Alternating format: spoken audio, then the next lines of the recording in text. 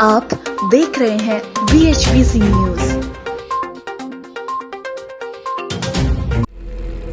देश में corona virus को लेकर अब हालात और भी ज़्यादा चिंताजनक होते चले जा रहे हैं। ऐसे में अगर बात देश की राजधानी दिल्ली की करें तो दिल्ली में हर रोज़ कोरोना अब अपने नए रिकॉर्ड बनाकर अपनी चरम सीमा पर पहुंचता जा रहा है और आंकड़े लगातार बढ़ रहे हैं। ये बात रूह कांपा देती है कि कोरोना जब सिर्फ देश की राजधानी में ही लाखों की संख्या में लोगों को मरीज बना देगा तो सरकार और लोगों के सामने कितनी बड़ी चुनौती होगी।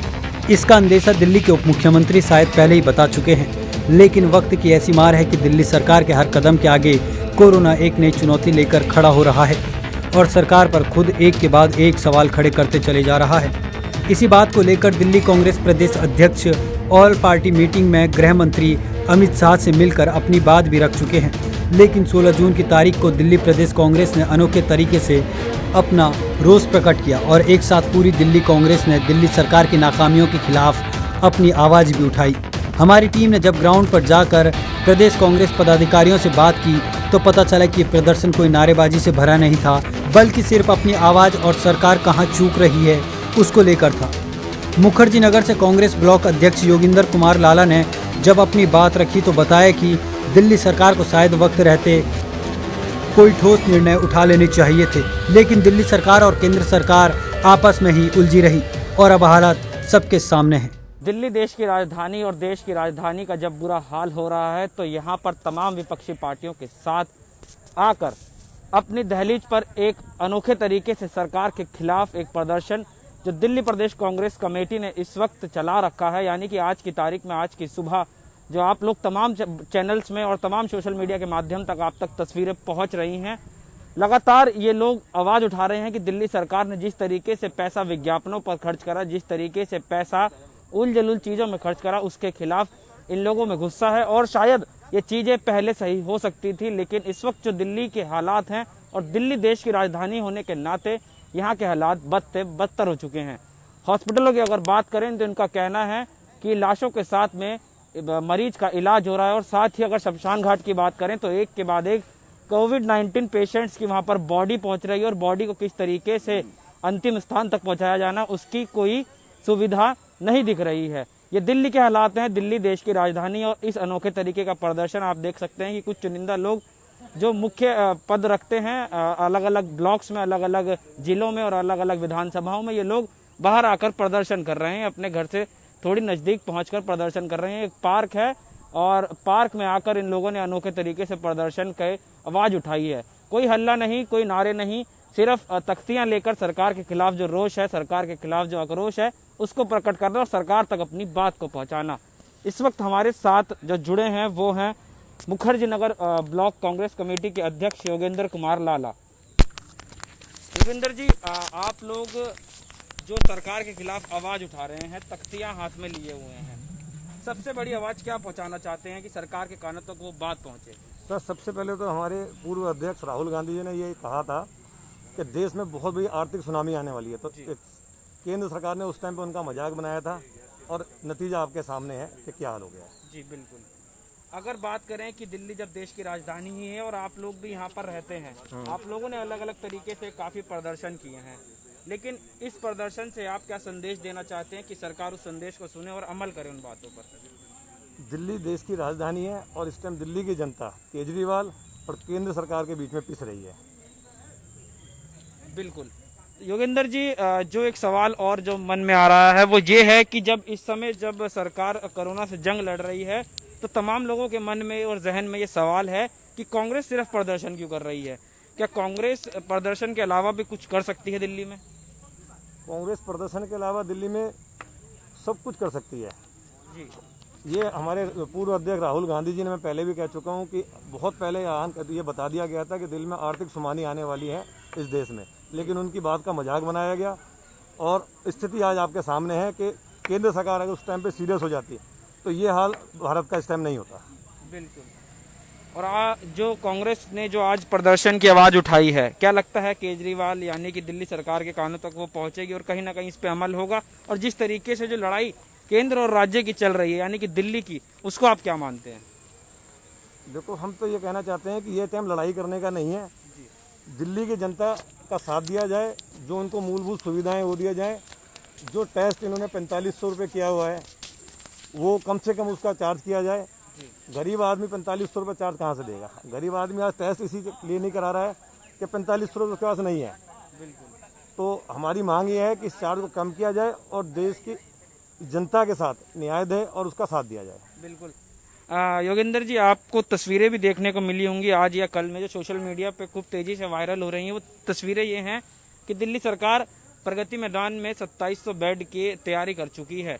उस पर आपका क्या कहना है? क्या वो 2700 बेड कहाँ के हैं? क्या सच्चाई है? क्योंकि आप देश की सबसे बड़ी विपक्षी पार्टी में अहम भूमिका रखते हैं।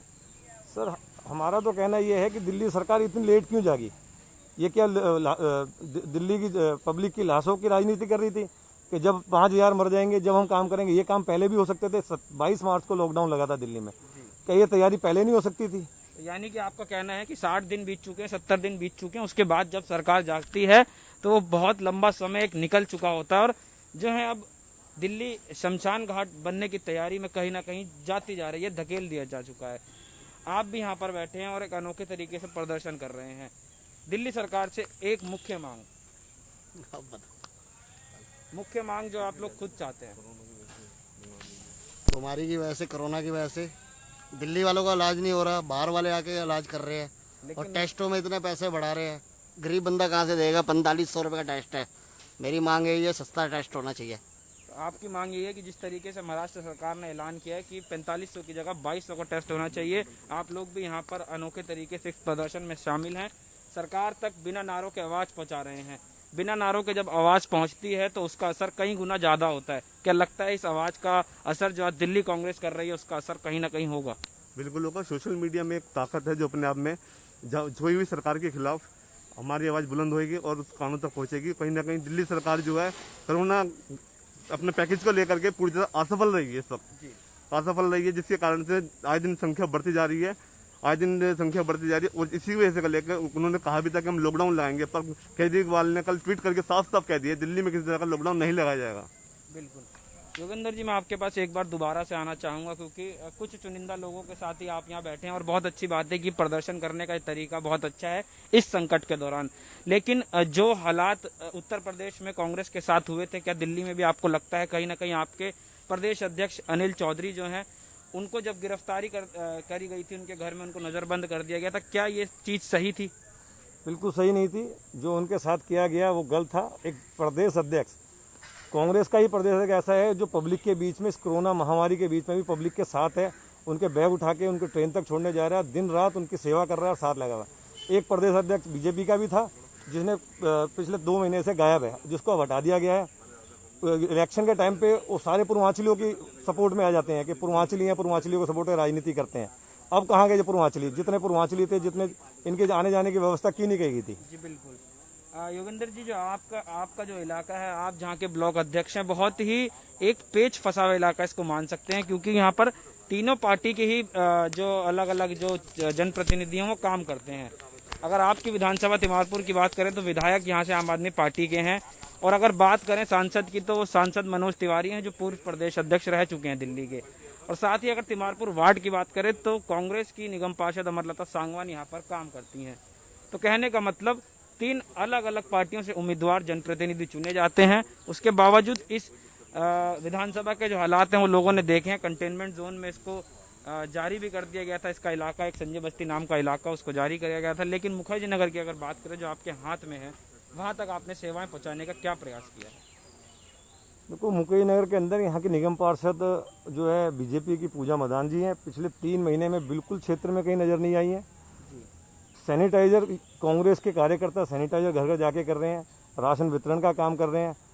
बीजेपी के कार्यकर्ता यहाँ पे कहीं नज़र नहीं आ रहे हैं, दूर दूर सिर्फ हवाबाजी है। सांसद यहाँ का मनोज तिवारी, जिसने यहाँ की जनता के लिए कुछ नहीं किया। सबसे ज़्यादा स्थिति मुखर्जी नगर में ख़राब हो चुकी है और यही कारण है कि यहाँ के निगम पार्षद और सांसद होते हुए भी और सेंट्रल गवर्नमेंट इनकी होते हुए भी तो इन्होंने कोई कार्य यहाँ की पब्लिक जनता के लिए नहीं किया, जिसका जवाब जनता ही नहीं देगी।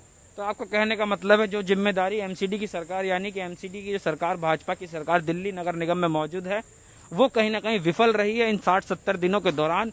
लेकिन अब सरकार कह रही है कि हम तैयारियां पूरी कर रहे हैं। छोटे नर्सिंग होम्स को भी कोविड-19 अस्पतालों में बदल रहे हैं। दिल्ली के तमाम बड़े प्राइवेट अस्पतालों को हम कोविड-19 केयर सेंटर में बदल रहे हैं। क्या लगता है समय की कहीं चूक हो चुकी थी या फिर अब सही समय है जो आ चुका है? केसेस दिल्ली में लगातार बढ़ रहे हैं, लगातार आए दिन एक नए रिकॉर्ड टूट रहे हैं। हम विपक्ष में, और विपक्ष का काम हमेशा यही है कि इनको नींद से सोई हुई सरकार को नींद से जगाना। और हम 3 महीने से लगातार इनको बताते आ रहे हैं कि स्थिति खराब हो रही है, स्थिति खराब हो रही है, लेकिन इनको कोई सुनवाई नहीं है। अगर ये कोविड सेंटर और बढ़ाते हैं और इलाज को 4500 कोविड टेस्ट जो इन्होंने रखा हुआ है उसका कम करते हैं, तो हम यही चाहते हैं कि दिल्ली की जनता को ये सारी मूलभूत सुविधाएं मिलें। बिल्कुल। तो ये थे हमारे साथ मुखर्जी नगर के कांग्रेस के ब्लॉक अध्यक्ष योगेंद्र कुमार लाला, जिन्होंने बताया कि अगर सरकार किस तरीके से खुद अगर आगे आके इच्छा रखती है कि जिस तरीके से महाराष्ट्र में जो चीज़ें हुई वो चीज़ें ये थी कि वहाँ 4500 के टेस्ट को 2200 और 2500 के करीब में रख दिया गया, जो लोगों को बहुत बड़ी राहत देता है। यानी कि जो व्यक्ति के पास अगर इतनी रकम हो तो वो टेस्ट कहीं पर भी संदेह होता है संक्रमण का, तो इस संक्रमण से निपटने के लिए बहुत बड़ी तैयारी दिल्ली सरकार को अभी भी करनी पड़ेगी। और जो 2700 बेड की जो प्रगति मैदान में बात हुई थी, हम आपको बता दें इस समय लाइव के माध्यम से कि वो बात निकल आई, ट्वीट आया था और ट्वीट के बाद उसमें बताया गया कि वो महाराष्ट्र के किसी स्टेडियम में लगाए जा रहे हैं। यानी कि आम आदमी पार्टी की जो सोशल मीडिया की टीम है, अगर वो अपना काम दूसरी चीजों में करे, चीजें फैलाने में करे तो ज्यादा अच्छा होगा। आरोप प्रत्यारोप की राजनीति इस समय नहीं होनी चाहिए। और लेकिन जब विपक्ष आवाज उठा तो विपक्ष की आवाज को भी मिलाकर उन बातों को ध्यान में आगे बढ़ना चाहिए, क्योंकि वक्त सबको आगे कदम बढ़ाने होंगे और वक्त बहुत कुछ बदल भी चुका है और आने वाले समय में बहुत कुछ बदलाव भी होंगे। धन्यवाद। ध्यान में आगे बढ़ना चाहिए, क्योंकि वक्त सबको आगे कदम बढ़ाने होंगे और वक्त बहुत कुछ बदल भी चुका है और आने वाले समय में बहुत कुछ बदलाव भी होंगे। जनता के लिए एक संदेश ये देना चाहता हूँ कि लॉकडाउन में कोई भी छूट में मनाही नहीं है, सारी छूट दी जा रही है। इससे सीधा सा सिंपल सा ये पता चलता है कि दिल्ली सरकार खाली हो चुकी है और दिल्ली की जनता के साथ राजनीति हो रही है। तो इसलिए मैं सबसे कहता हूँ अपना ख्याल खुद रखें, सरकार के भरोसे बिल्कुल भी ना रहें। धन्यवाद। तो आखिरी जो शब्द था इनके जहन में वो भी इन्होंने बोल दिया हमारे धन्यवाद बोलने के बाद। लेकिन जो चीज़ें हैं वो सरकार को भी समझनी होंगी और लोगों को भी समझनी होंगी, क्योंकि सबसे बड़ा जो चीज़ होती है वो सरकार के हाथों में होती है कि अपने राज्य को, अपने शहर को किस तरीके से वो बचाए रखे। और दिल्ली जब देश की राजधानी है तो इंटरनेशनल अखबारों में भी, यानी कि अंतर्राष्ट्रीय अखबारों से लेकर अंतर्राष्ट्रीय खबरों तक में यहाँ का आप देख रहे हैं VHBC न्यूज।